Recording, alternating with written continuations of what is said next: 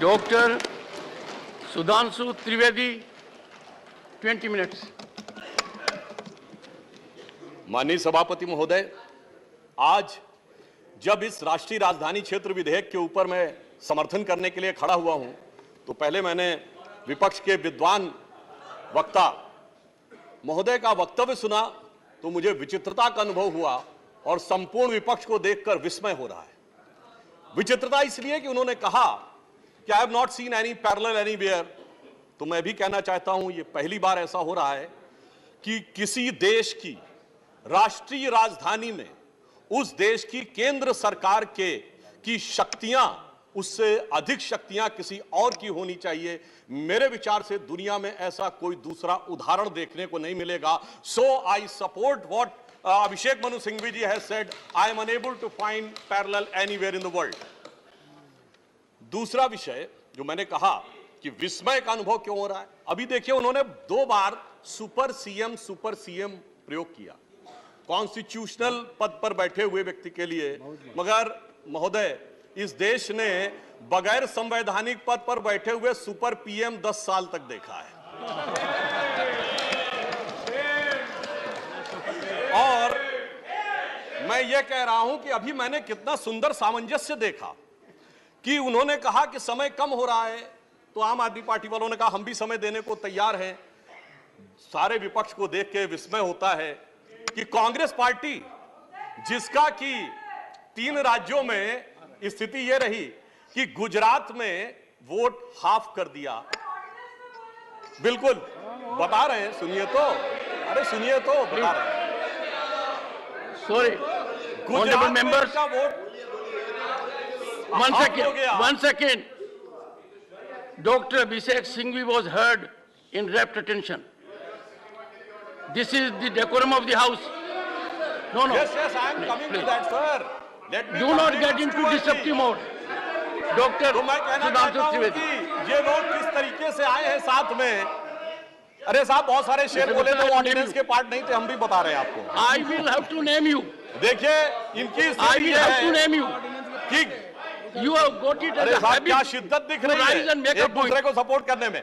देखिए इनकी स्थिति ये गुजरात में। We want decorous debate here. Doctor said many things, maybe digestible, maybe indigestible. Dr. Sudhanshu Trivedi। मैं सिर्फ ये कहना चाहता हूं कि गुजरात में कांग्रेस का वोट हाफ कर दिया, पंजाब में इनका स्विच ऑफ कर दिया, दिल्ली में साफ कर दिया और आपने इनको माफ कर दिया। और उसके माफी के बाद भी मुझे लगता है अभिषेक मनु सिंघवी जी ने कहा था, तो मैं भी ये कहना चाहता हूं, आप साथ में आए हैं दिल्ली के इस बिल पे, दिल्ली की जनता के लिए आए हैं या किसी और कारण से आए हैं, ये दिल्ली की समझदार जनता समझती है। तो मैं भी एक पंक्ति कहना चाहूंगा कि शाम तक सुबह की नजरों से उतर जाते हैं, इतने समझौतों पे जीते हैं कि जमीर भी मर जाते हैं। अब यह एक संवैधानिक विषय है कि यह जिस प्रकार से संविधान में लागू होना चाहिए, परंतु उसके साथ राजनीतिक टीका टिप्पणी की जा रही है, तो एक सैद्धांतिक विषय भी आता है। तो मैं संवैधानिक और सैद्धांतिक दोनों विषयों का जवाब दूंगा। I will reply both the constitutional and conceptual aspect. देखिए, माननीय गृह मंत्री जी ने लोकसभा में बहुत स्पष्ट किया था कि दिल्ली पूर्ण राज्य नहीं है, यह एक विशेष श्रेणी का यूनियन टेरिटरी है, यानी विशेष श्रेणी का संघ शासित राज्य है। वैसे मुझे लगता है संघ शब्द आते ही बेचैनी ज्यादा हो सकती है दूसरी तरफ, और संघ शासित से बेचैनी और हो सकती है, इसलिए मैं यूनियन टेरिटरी वर्ड प्रयोग करूंगा। It is a special category of union territory. और वैसे भी आजकल अंग्रेजी के प्रति मोह बहुत ज्यादा है, क्योंकि अपने गठबंधनों का भी नाम अंग्रेजी में ही ज्यादा रखा जा रहा है। संविधान में जो भाग 8 में उल्लिखित, वैसे तो जब मैंने टीवी चर्चा के दौरान कई बार विपक्ष के लोगों से INDIA का हिंदी फुल फॉर्म पूछा, तो पहले दिन तो लोग गूगल देख के भी नहीं बता पाए। खैर, अब मैं कहना चाहता हूं कि संविधान के भाग 8 में उल्लिखित प्रावधानों के अनुसार, अरे सुनिए बात, देखिए संविधान के भाग 8 में उल्लिखित प्रावधानों के अनुसार अनुच्छेद 239 से 242 तक संविधान में इस विषय का पूर्ण वर्णन है। अनुच्छेद 239AA में इसका विशेष प्रावधान किया गया है। यदि उसके क्लॉज को 239AA3B को देखें तो संसद को दिल्ली, संघ राज्य, यूनियन टेरिटरी से संबंधित किसी भी विषय पर कानून बनाने का पूरा अधिकार है। इसमें किसी भी प्रकार का कोई संशय नहीं है। सर्वोच्च न्यायालय के जिस निर्णय का बार बार उल्लेख किया जाता है और हमारे विरोधी उसको अपने हिसाब से प्रयोग करते हैं, उसमें भी बहुत साफ देख लें कि 105 पेज के उस निर्णय में कहीं पर भी सर्वोच्च न्यायालय ने संसद के द्वारा दिल्ली के बारे में कानून बनाए जाने के विषय के ऊपर किसी प्रकार की कोई टिप्पणी नहीं की है। इसके बाद भी न्यायालय के आदेश में पैरा 161 और 162 को कई बार उल्लेख किया जाता है, परंतु यदि पूरे संदर्भ में देखें तो पैरा 86, 95 और पैरा 164F को पढ़ें तो वहां पर संसद के द्वारा दिल्ली के संदर्भ में किसी भी विषय के ऊपर कानून बनाने की शक्तियों का विधिवत अनुमोदन है, कहीं पर निगेशन नहीं है। और स्पष्टता के साथ इसकी आवश्यकता क्यों थी? ताकि शासकीय आदेश को एक विधायी शक्ति भी मिल सके, एग्जीक्यूटिव ऑर्डर को एक लेजिस्लेटिव पावर भी मिल सके। इसलिए उस अस्पष्टता को दूर करने के लिए, to remove any an iota of suspicion, यह आवश्यक था। इसलिए मैं इस बिल का समर्थन करता हूं। अब कई बार लोग कहते हैं साहब अध्यादेश की आवश्यकता क्यों थी? वैसे तो माननीय गृह मंत्री जी ने भी इस विषय को लोकसभा में बताया था। अभिषेक मनु सिंघवी जी ने कहा कि 19 तारीख को अध्यादेश क्यों आया। शायद उन्हें ध्यान हो कि दिल्ली सरकार में जैसे ही चंद दिनों में ताकत मिली तो सबसे पहले किन फाइलों के बारे में, सतर्कता के साथ सतर्कता विभाग की फाइलों के बारे में कार्रवाई की गई। मीडिया में प्राप्त समाचारों के अनुसार सतर्कता सचिव ने यह रिपोर्ट किया कि रात 9 बजे मंत्री के द्वारा उनको कॉल किया गया, सुबह 3 बजे तक वह कार्रवाई चलती रही, 76 से अधिक फाइलें मंगाई गईं और उन्होंने उपराज्यपाल महोदय को यह आशंका भी व्यक्त की कि उसमें कई ऐसी फाइलें थीं जो कि गोपनीय थीं और उसके अनुसार उन फाइलों में किसी भी प्रकार की छेड़छाड़ भी संभव है। अब मुझे बहुत आश्चर्य होता है कि दिल्ली में बाढ़ आई तो दिल्ली फ्लड कंट्रोल अथॉरिटी की बैठक तो 2 साल से नहीं हुई, मगर विजिलेंस की फाइलें ओवरनाइट सर्च की गई। तो मेरे विचार से, और ये सर 16 और 17 मई की रात का था, तो मानी हुई बात है जब ऐसी परिस्थिति नजर आएगी तो उसके 1-2 दिन के अंदर अध्यादेश की आवश्यकता महसूस होगी। यहां मैं एक और बात भी कहना चाहता हूं कि ब्यूरोक्रेसी पर नियंत्रण की बात आम आदमी पार्टी की सरकार के द्वारा की जाती है, तो ये लोग तो अपनी एक पैरेलल ब्यूरोक्रेसी भी बना चुके हैं, क्योंकि अनेक प्रकार के समाचार पत्रों में आया है कि कई ऐसे लोग जो कि आम आदमी पार्टी के पदाधिकारी हैं, वो सरकारी पदों पर भी विद्यमान हैं और सरकारी पदों पर रहते हुए सरकारी शक्तियों का भी उपयोग कर रहे हैं। वैसे ये लोग बहुत दावा करते हैं कि उन्होंने बहुत सारी चीजें फ्री दिया, कुछ 100 रुपए दिल्ली की जनता को कुछ मामलों में फ्री मिला और अपने लोगों को कई मौकों पे, कई जगहों पे, दर्जनों से ऐसे लोग हैं जिनको लाख लाख 1.5 लाख की तनख्वाहें मिली। और यदि आरोपों को देखा जाए तो करोड़ों रुपए के घोटालों के आरोप हैं।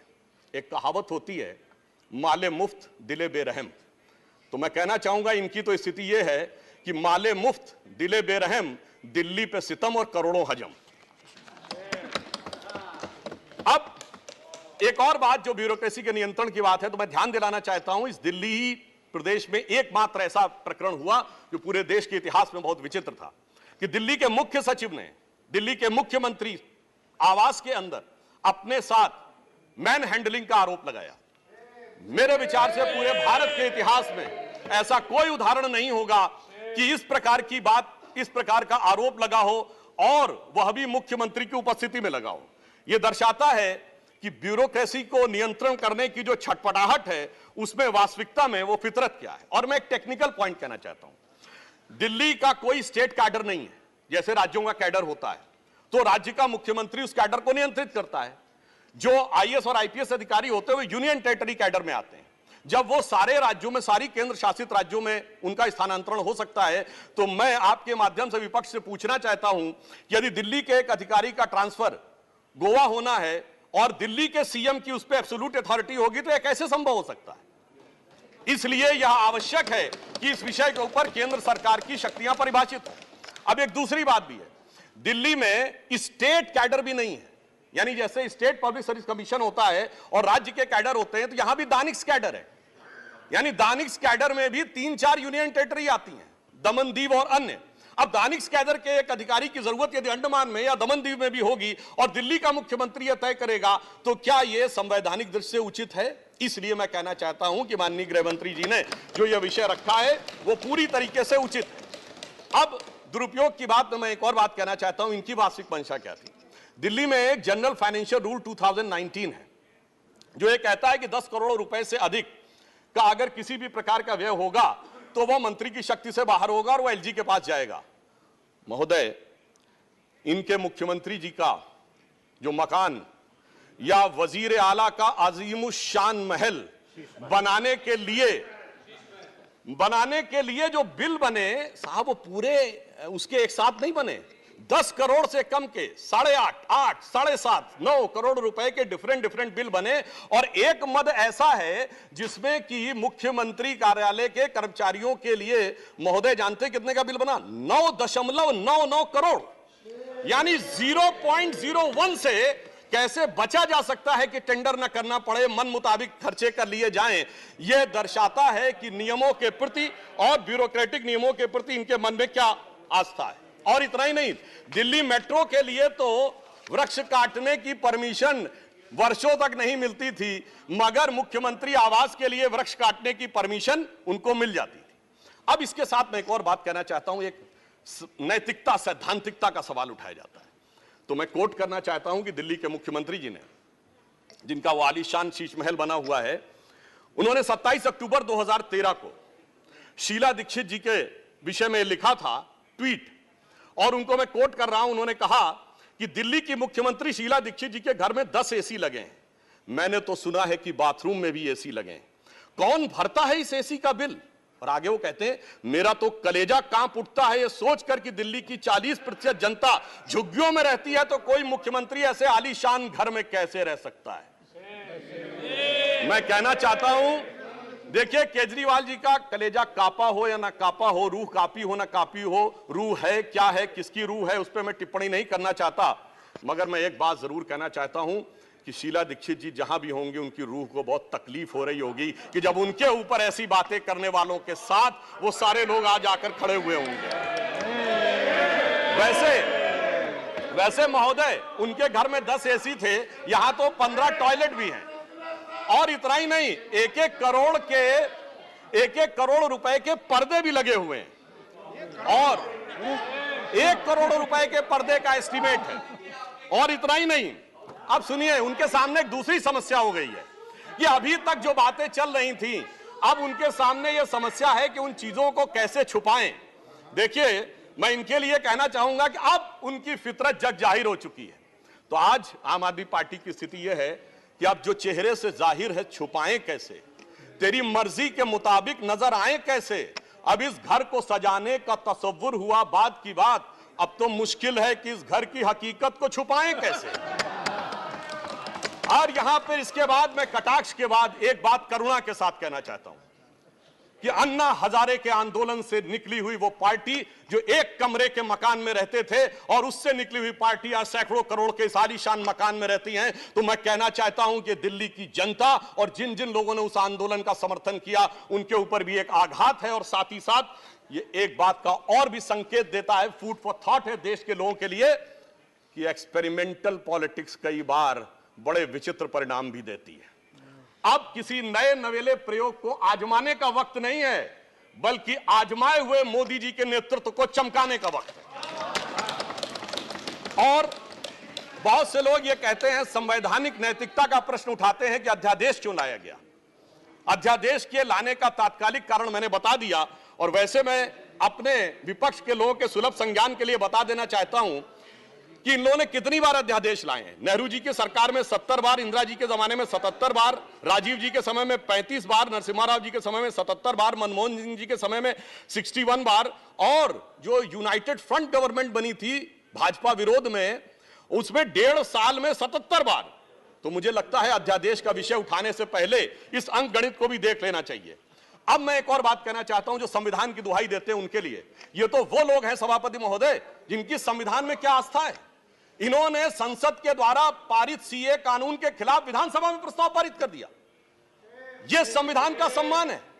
और वो सिटीजनशिप अमेंडमेंट एक्ट था। नागरिकता का विषय तो पूर्ण राज्य का भी विषय नहीं हो सकता, और तो उसके बावजूद दिल्ली सरकार ने पारित कर दिया। तो इसका अर्थ हुआ कि ये जिस प्रकार के कार्य करते हैं उनका संविधान में कोई आस्था नहीं है। और अभिषेक मनु सिंघवी जी अभी कह रहे थे इलेक्टेड गवर्नमेंट, तो मैं याद दिलाना चाहता हूं, after the 72nd and 73rd constitutional amendment there are 3 tier of government, जिसमें एक म्युनिसिपल और जिला पंचायत, एक स्टेट और एक सेंटर। तो मान्यवर, ये तो राजीव गांधी जी लाए थे। तो आपके मन में ना ऊपर वाली इलेक्टेड गवर्नमेंट के लिए सम्मान है ना नीचे वाली, क्योंकि चंद महीने पहले तक तो ये एमसीडी से भी लड़ते थे और दिल्ली से भी लड़ते थे। तो जब आप कॉन्स्टिट्यूशनल वैलिडिटी की बात करें तो मेरे विचार से तीनों गवर्नमेंट की बात होनी चाहिए, और केंद्र सरकार के संबंध में केंद्र से अधिक संवैधानिक शक्ति इलेक्टेड गवर्नमेंट में इस विषय के ऊपर किसी और की नहीं हो सकती। और मैं एक और बात वेदना के साथ कहना चाहूंगा, ये तो वो लोग हैं जिन्होंने गणतंत्र दिवस की परेड पर भी संवैधानिकता की बात करते हैं, जिस दिन संविधान लागू हुआ उसकी पूर्व संध्या पे प्रदर्शन किया था। महोदय, मैं बताना चाहता हूं कि जिस समय इमरजेंसी लगी थी तब भी हमने कभी 15 अगस्त और 26 जनवरी के दिन राजनीति करने का प्रयास नहीं किया। तो वो लोग जब संवैधानिकता की दुहाई देते हैं तो बहुत आश्चर्य लगता है। और जब बार बार यह स्पष्ट किया जा चुका है कि फुल स्टेट नहीं है महोदय, मगर ये फुल स्टेट से भी संतुष्ट होने वाले नहीं है, इन्हें तो सुपर स्टेट चाहिए। और फुल स्टेट से सुपर स्टेट की दौड़ में मुझे डर इस बात का है कि मेंटल स्टेट में भी ना पहुंच जाएं कहीं, तो कोई आश्चर्य की बात नहीं हो सकती है। और यह बात इसलिए कह सकते हैं कि 49 दिनों की वो सरकार, जब कांग्रेस पार्टी ने इनकी पालकी ढोकर सत्ता की दहलीज पहली बार पार कराई थी, उसके द्वारा अगर आप पारित इनका लोकपाल विधेयक देख लें तो उसमें संसद और सुप्रीम कोर्ट और जाने क्या क्या सारी चीजों को एक में मिला लिया गया था।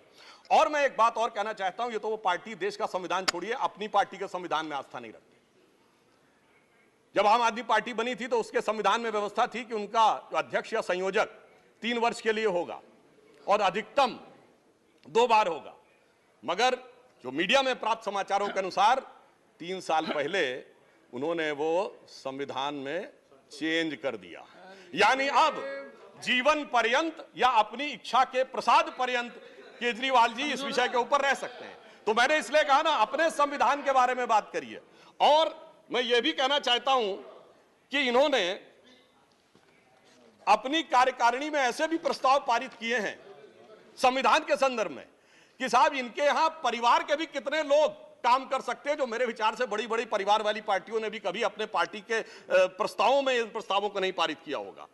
और मैं ये भी कहना चाहता हूं कि बहुत आश्चर्य लगता था कि जब ये इंडिया अगेंस्ट करप्शन के स्वरूप से आगे बढ़े थे, तब एक ही पंक्ति में बता देना चाहता हूं, क्योंकि जब आप इसकी बात करते तो क्या क्या नहीं था, कहां से बात शुरू हुई थी, हम राजनीति में नहीं आएंगे, फिर कसम खाते कांग्रेस का साथ नहीं लेंगे, फिर उसके बाद बंगला नहीं लेंगे, फिर शपथ खाते गाड़ी नहीं लेंगे, फिर शपथ खाते सुरक्षा नहीं लेंगे, और आज स्थिति यह है। मैं सिर्फ यह कहना चाहता हूं कि जितनी बातें ये कहते थे वो सारी चीजें आवश्यक हैं, मगर यह दर्शाता है, क्योंकि मैं किसी की सुरक्षा के प्रति खिलवाड़ करने की बात नहीं करता, पंजाब जैसा राज्य संवेदनशील है, वहां के मुख्यमंत्री के पास सुरक्षा होनी चाहिए, परंतु मैं सिर्फ यह कहना चाहता हूं कि यह इस बात में जो कहना चाहते हैं कि इन्होंने कितना बदलाव किया है मान्यवर, इसलिए कभी कभी इनके 10 वर्ष के अंदर चरित्र में इतना बदलाव, ये कहते सबसे जल्दी सत्ता में आए। महोदय, मैं कहना चाहता हूं भारतीय जनता पार्टी और जनसंघ, हम 1951 बने, हमने 72 साल में कभी कांग्रेस से समझौता नहीं किया, इन्होंने 72 दिन में समझौता किया, तब ये सत्ता में आए। और इसलिए आज दिल्ली की जनता अपने को ठगा हुआ महसूस करती है, और शायद दिल्ली के लोग ये कह रहे होंगे कि मैं समझता था वो कितने मासूम थे, क्या से क्या हो गए देखते देखते, जिनको पत्थर से हमने बनाया सनम वो खुदा हो गए देखते देखते। और मैं एक और बात भी कहना चाहता हूं संक्षेप में, मेरे विचार से इनको अध्यादेश पढ़ना चाहिए, संविधान पढ़ना चाहिए और दिल्ली का अधिनियम पढ़ना चाहिए, क्योंकि अपने को कहते हैं सबसे पढ़े लिखे मुख्यमंत्री।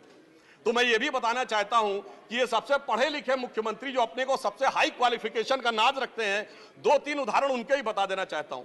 जिस समय कोविड की वेव चरम के ऊपर थी, तब इन्होंने क्या कहा, इन्होंने कहा कोविड वैक्सीन का फार्मूला सारी कंपनियों को क्यों नहीं दे दिया जाता। मान्यवर, कोविड वैक्सीन तो छोड़िए, पैरासिटामोल जैसी जो दवा भी अमेरिका ने उस समय हमसे मंगाई थी, अब कोई पढ़ा लिखा व्यक्ति ये कह सकता है कि वो चूरन की तरह फार्मूला सबको दे दिया जाए? तो कभी कहते हैं कि यूट्यूब के ऊपर फिल्म क्यों नहीं लाद दी जाती है? अरे भाई, वो सरकार का अधिकार का क्षेत्र नहीं है। और फिर इतना ही नहीं, सिंगापुर में इनको बुलाया, इनविटेशन आता मेयर्स कॉन्फ्रेंस का, तो मुख्यमंत्री होते हुए जाना चाहते हैं। तो मेरे विचार से कम इनको थोड़ा पढ़ना लिखना चाहिए। और एक पढ़ने लिखने पे एक तथ्य मैं जरूर बताना चाहूंगा। जब न्यूयॉर्क टाइम्स अखबार में इनकी तारीफ निकली थी तो इनके मुंह से निकल गया था कि दुनिया का सबसे बड़ा अखबार, और उसमें इतनी तारीफ निकलवाना आसान नहीं है। वैसे निकलवाना शब्द निकल गया था, मगर मैं पढ़े लिखे मुख्यमंत्री को यह भी बताना चाहता हूं महोदय कि न्यूयॉर्क टाइम्स दुनिया का सबसे बड़ा अखबार नहीं है। वो है यमुनी शिंबुन, जापान का। अमेरिका का भी सबसे बड़ा अखबार वो नहीं है, वो यूएसए टुडे। और इतना ये समझिए, इतना ही नहीं, भारत का times of India, Dainik Bhaskar, और वो भी उनसे अधिक है। तो मैं सिर्फ ये बताता हूं, अरे भाई, जिस अखबार का नाम लेते हैं कम से कम उनको तो पढ़ लेना चाहिए था। मैं आपको अधिक समय न लेते हुए मैं सिर्फ ये कहना चाह रहा हूं महोदय कि इनको न पढ़ाई से मतलब है, इन्हें न पढ़ाई से मतलब है, न लिखाई से मतलब है, इन्हें तो बस कमाई से मतलब है, और वो भी ऊपर वाली कमाई से। और अंत में मैं कहना चाहता हूं सर, अंत में एक लाइन और कहना चाहता हूं कि आज सब लोग मिले, आम आदमी पार्टी और कांग्रेस एक साथ मिले, भारत की सबसे पुरानी पार्टी, पुरानी धुरानी पार्टी, नई पार्टी, नई नवेली पार्टी, अजब अलबेली पार्टी, सब मिलकर एक हो गए। मगर प्राप्त क्या किया? दोनों ने सिद्धांतों से समझौता किया, और कांग्रेस ने भी इतना सयाना दांव चला कि इन्होंने अगर उनका हाथ पकड़ के दिल्ली अध्यादेश पर समर्थन लिया हो तो अविश्वास प्रस्ताव ले आए, लीड उनको मिल गई। तो इसलिए मैं कहना चाहता हूं अंत में कि इन लोगों को आखिर में क्या प्राप्त हुआ, ये पंक्ति कह के समाप्त करता हूं कि इनको विधेयक भी नहीं मिला और सम्मान भी नहीं मिला, यानी इज्जत भी गई, बात भी नहीं मिली। तो एक पंक्ति कहता हूं, न तुम ही मिले, आप लोगों के लिए लागू है, न तुम ही मिले, न मयस्सर तुम्हारी दीद हुई, दीद मतलब साइट, न तुम ही मिले, न मयस्सर तुम्हारी दीद हुई, तुम ही कहो ये मुहर्रम हुई कि ईद हुई। सुखेंदु शेखर रे, श्री सुखेंदु शेखर। त्रिवेदी ने बड़े जोश के साथ और बहुत शेर शायरी के साथ उन्होंने बात की। त्रिवेदी ने शेर शायरी के साथ बहुत लंबी तकरीर की। अगर उसको उत्तर हमारे पास चतुर्वेदी है, अगर आप त्रिवेदी है तो हमारे पास चतुर्वेदी है। माननीय प्रतिपक्ष के नेताजी, नहीं, डॉक्टर अभिषेक सिंघवी ने कवि का काम ज्यादा किया, वकील का कम किया। कितना कवि का काम आपने किया। श्री सुखेंदु शेखर रे, 9 minutes. I am not going to